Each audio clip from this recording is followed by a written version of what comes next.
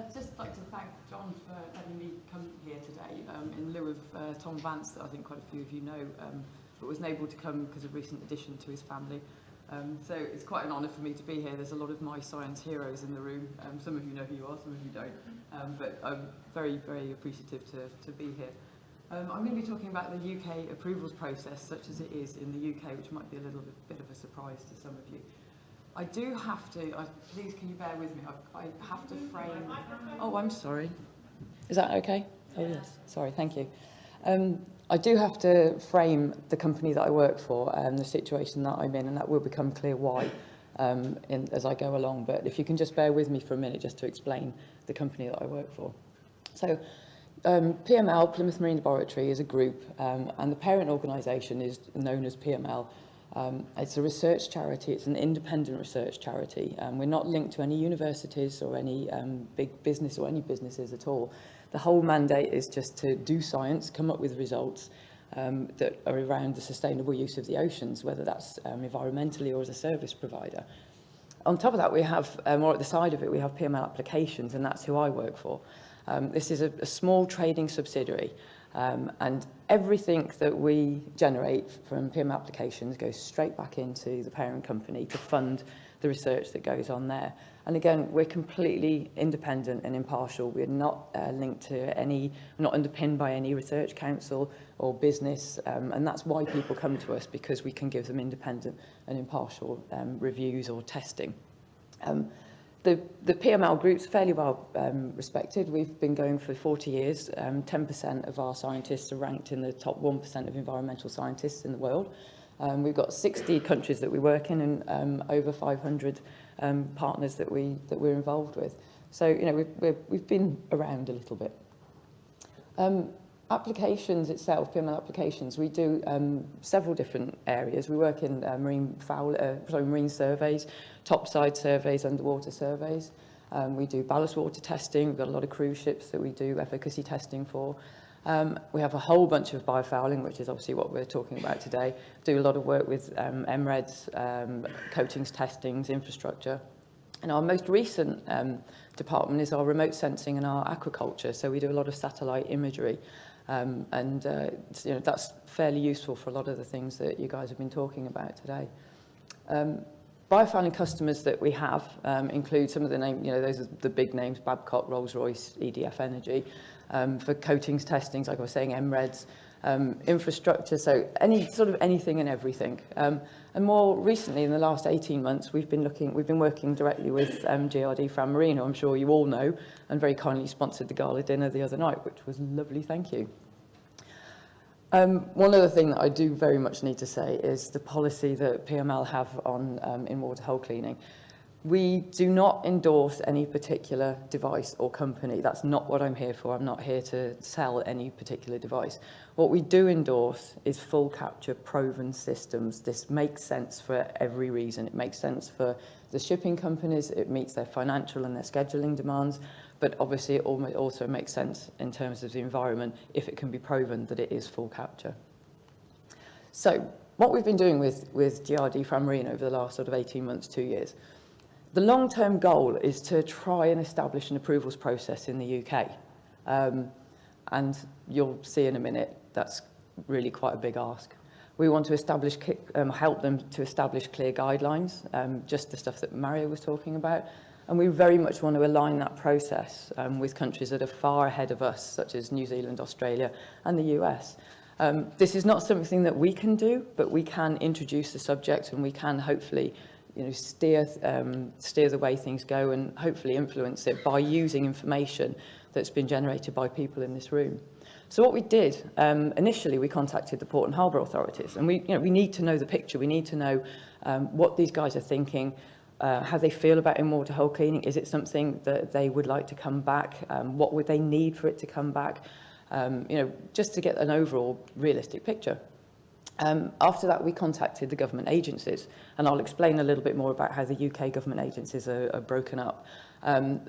I spent quite a long time trying to track down anybody because as soon as I mentioned in-water hull cleaning, I was met with blank faces. Now, these are very, very capable, highly skilled people. very stretched, as a lot of agencies are. They haven't had to know about in-water hull cleaning. So anybody that knew anything about in-water hull cleaning has retired. That is the reality of the situation.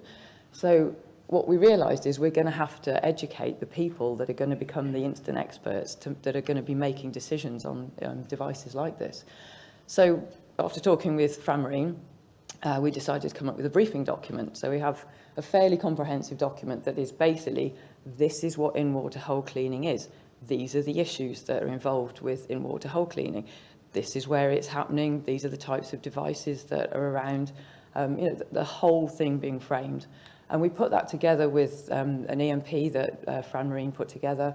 And we also used, very importantly, we used the reports that John Lewis did through ESLink on some independent testing of the EnviroCart. Additionally to that, I'd like to say we put a lot of the evidence from, or documents from the MPI that Eugene passed over to me, and they did, I have to say, they did thank us for that. They were very appreciative, and they said it was extremely useful for them to have that from a completely independent source. So with all of that, the next stage you go into is formal discussions. So you don't go straight into an application process. There's a period of grace, if you like, where everybody's learning what's going on. We're trying to fit a square peg in a round hole, basically. There is no legislation, there's no pathway for in-water hull cleaning. We're trying to bend it into existing legislation. That may change in the future, hopefully, but at the moment that's what's going on. And then ultimately, we would find out if we needed to make any formal applications. So just to put the UK situation into context, I'm just going to go back a little bit. So this, the south coast there, this is where I'm based, at the bottom left-hand corner. At the regional level, in-water hull cleaning has been banned. Now, this is a self-imposed ban. There is no legislation that says you cannot use in-water hull cleaning in the UK. What happened was about 8 years ago, one of the ports had a contamination event with some hydraulic oil. And obviously, this led on to some pretty serious litigation.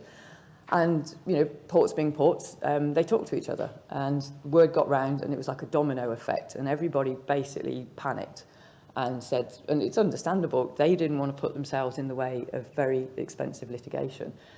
The difference is, in the UK, compared to what I've been hearing a lot this week, is that the driver is more to do with the sediments than the non-native species. And it's not that we don't care about non-native species, but the main thing that when you talk to the ports and the harbours is contamination of the sediments. And if your sediments are contaminated, they get tested, you're liable to lose a dredging licence. If you lose your dredging licence, you can't get your vessels in and out of the port. And that is what they're terrified of.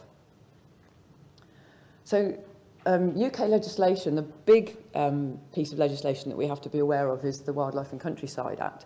And Section 14 says that it's illegal to release or allow to escape into the wild any animal which is not ordinarily resident in GP or is a visitor or is listed on this Schedule 9. I'll go into Schedule 9 in a minute. The penalty is quite scary, 2 years imprisonment plus an unlimited fine. That would make me think twice. The reality is it's extremely unlikely to be prosecuted, anything like that, in England at the moment. Scotland is way more proactive. They have prosecuted, and the word is that probably England's going to go that way as well pretty soon.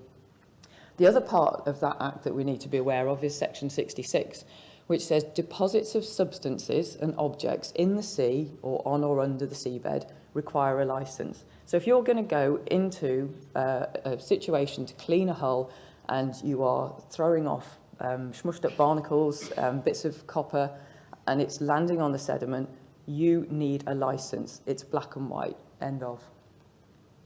So to go back to the Schedule 9 fouling species, don't worry about the names here of the species here. The point of this is that there's 111 species that our government has decided are of big concern. Of those 111, those ones that are up there are the only sessile marine species, and there's only one of those that is a marine invertebrate, Capitula fornicata, the slipper limpet. So as you can see, terrestrial is very much, we are dealing with the terrestrial, but the marine is very, very far behind. There is action plans being developed for a couple of species, fortunately Didymna vexillum being one of them, but you know, we really are far behind. In terms of EU, while we remain in the EU, and we won't talk about Brexit because I might cry, but we do have UK monitoring species, and this list, I know quite a few of you here will know John Bishop. He's been instrumental in really pushing this list forward, but still it's a small list, and those species there, all of those species, if I do a rapid assessment survey, I can pretty much guarantee I'm going to find most of those critters. If I do the whole of the south coast, I'm going to find them all. Didymna vexillum is one that comes and goes and comes and goes. It's created a huge problem on the east coast in Kent of England, but you know, this is not, it's not a comprehensive list by any stretch of the imagination. There is a document, however, by CFAS, and I'll explain CFAS in a second, that if anybody's interested in the species that we get, they have just come out with a document that's quite comprehensive. It has pretty much all of the species that we've been asking them to be interested in. And it also has horizon scanning species, which is really important. So we're trying to monitor where we think species are coming from and what species we think are going to arrive. So that document's actually quite useful. And just to say, on the EU point of view, we've got alien species of union concern. You can see the numbers there. They're not very big numbers. There's no fouling species. There's not one fouling species in that list of concern. The only species that is a crab. So again, you know, regional level, national level, EU level, we're way behind. So this is the UK government agencies. These are the people that we've been talking to about in water hole cleaning. So the Department of Environment, Food and Rural Affairs, DEFRA, this is the government body. These are the guys that make the laws. Underneath them, there's 33 agencies, though they act as the advisors and they can enforce the legislation. And the 4 that you would be interested in, if you want to start doing anything at sea, would be the Marine Maritime Organisation. They're in charge of planning and licensing. The Environment Agency are in charge of the water quality. Natural England look after our coastal waters. And the Centre for Environment, Fisheries and Aquaculture Science, CFAS, are our scientific advisors. So those are the guys that we've deliberately been targeting and talking to about this whole business of full capture in water hole cleaning. So the Marine Management Organisation, they've been, I would say, very helpful and very supportive. The Marine and Coastal Access Act is the legislation that they're going to be looking at. And what we were told really basically from the beginning that is, if you can prove to us that you have a full capture system, chances are it's going to be under an exempted activity. So this is what everything that we have been doing, all the documentation we've been putting together, is trying to make a clear picture of how the testing's been going and how the system performs. So they've asked us for efficacy reports, and again, we've used John Lewis's ES-Link reports for that, together with the briefing document, the EMP, and all the information from the MPI. And this was going to be my newsflash, but Roger kind of blew that out of the water at the gala dinner. But just to reiterate, on September the 6th, this has been a long time coming, and we still haven't had any champagne, Roger, which I'm a bit gutted about. But we got a response, and basically they said that there appears to be no chemical or biological hazard to the environment, and the levels of contamination pose no risk to the marine environment. So basically, given the evidence that they've been presented with, they're happy. What they have said is that, and this is absolutely fair play, some additional monitoring will be required. So they do want testing to be done. So they'll have baseline levels of sediment contamination compared to levels after cleaning, after a period of time. And they've also asked for continued monitoring of water during and after cleans, which again isn't that big a deal because it's actually built into the whole GRD system. But they're going to want independent verifiers, as Mario was just saying as well. So, you know, this is good news. They're getting on board. The Environment Agency, a little bit of a different kettle of fish. This one was really hard work. There is no national policy on in-water hole cleaning again. This particular agency is very, very stretched. They have a very wide mandate. They also have a very strange structure that they have national and regional bodies, and there is a certain amount of devolution between the two of them. And what happens is, if you say you wanted to introduce a device into Southampton, you would go to them and you would submit a permit. If you then wanted to use exactly the same device down the road in Portland, you'd have to do another permit. So every single device at every single location has to go through an entire licensing permit process. So eventually we did find the right person. It took me 9 months to find somebody that would even take this on board. And, you know, fair play, he's really, really gone to town on this, and he's educated himself and he's doing a great job. The anticipation is that we would need a water discharge, FIMarEST would need a water discharge permit. But if the the effluent is clean enough, there's no need for a permit. Waste is an issue, so obviously you have to deal with the waste, and depending on how that happens, there may be a requirement for a permit there. But at the moment, we're in formal discussions, and we really are at the very end of this, and I was really hoping we would have an absolute answer before this presentation, but we're feeling pretty good about it, you know, especially having found the right person.